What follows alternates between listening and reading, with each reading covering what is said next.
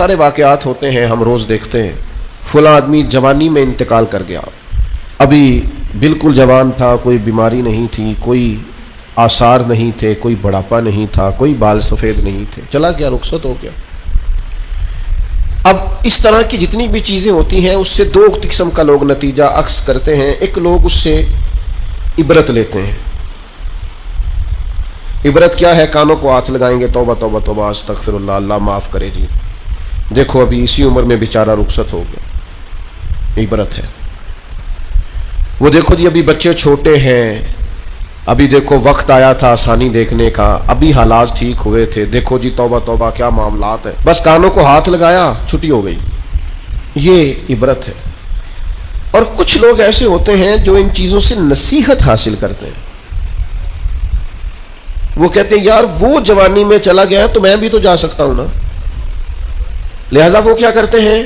وہ اپنے آپ کو بدلتے ہیں، اپنے اعمال کو بدلتے ہیں، اپنے اخلاق کو بدلتے ہیں، اپنے کردار کو بدلتے ہیں، اپنے شب و روز کو بدلتے ہیں، اپنی صبحوں اور شاموں میں تبدیلی لاتے ہیں، اپنی جوانی کو ضائع نہیں کرتے۔ میں اور آپ روزانہ ڈھیروں عبرت کی چیزیں اپنے معاشرے میں دیکھتے ہیں۔ ہمارے قریبی لوگ چلے گئے، ہم نے ان کے جانے کے بعد کہا یار دیکھو زندگی کا بھروسہ کوئی نہیں، کل یہ بندہ ہمارے ساتھ تھا، آج رخصت ہو گیا، بھروسہ کوئی نہیں، پتہ نہیں کیا ہوگا۔ یہ عبرت ہے، توبہ توبہ کی، پھر اسی کام لگ گئے غافلوں والے۔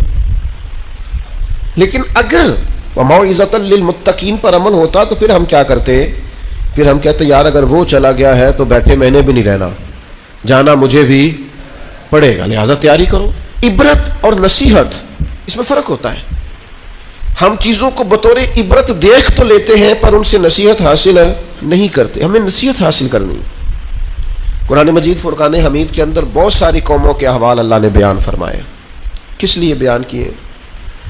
قرآن کوئی معاذ اللہ ہمیں کوئی واقعہ سنا کے ایسے ہی گزرنا تو نہیں چاہتا، لیکن اتنی قوموں کے حالات ہیں، جگہ جگہ ذکر ہے جناب نوح کا، ان کی قوم کا، جناب داؤد کا، ان کی قوم کا، جناب لوط علیہ السلام کا، ان کی قوم کا، جناب شعیب علیہ السلام کا، ان کی قوم کا، جگہ جگہ پہ ذکر ہے، تذکرہ ہے، انبیاء نے انہیں سمجھایا ہے، وہ باز نہیں آئے، اس کی انہیں سزا ملی ہے۔ جناب شعیب علیہ السلام کی قوم ناپ تول میں کمی کرتی تھی، یوں سمجھ لیجیے کہ جتنے پیسے لیتی تھی اتنا مال نہیں دیتی تھی، اللہ نے عذاب دیا انہیں۔